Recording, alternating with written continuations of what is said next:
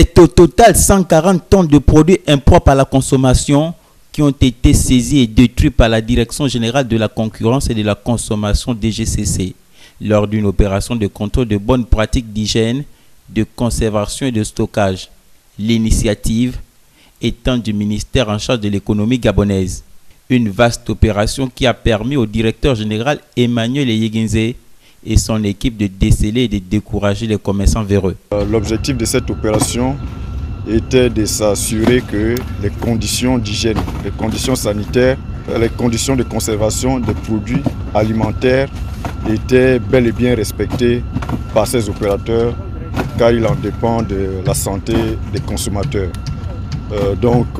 Plusieurs opérateurs ont été visités au mois de janvier et une partie au début du mois de février par les agents enquêteurs et contrôleurs de la DGCC.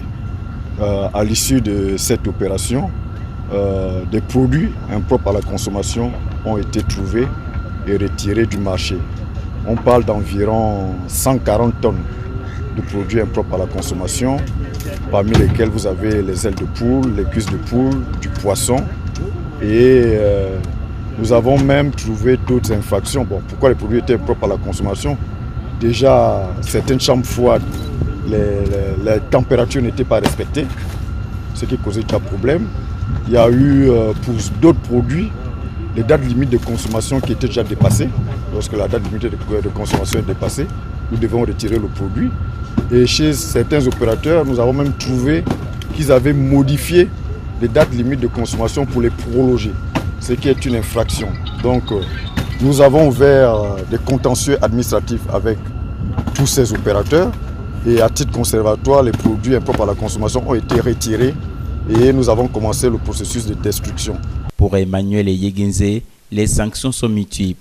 La loi prévoit le retrait des produits de la consommation et les détruire. La loi prévoit qu'un contentieux administratif soit ouvert lorsque les faits sont avérés.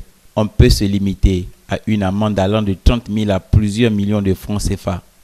La Direction générale de la concurrence et de la consommation, selon son directeur général, au-delà des contrôles, des enquêtes et des sanctions, il y a aussi l'accompagnement, la sensibilisation et de la répression de la fraude.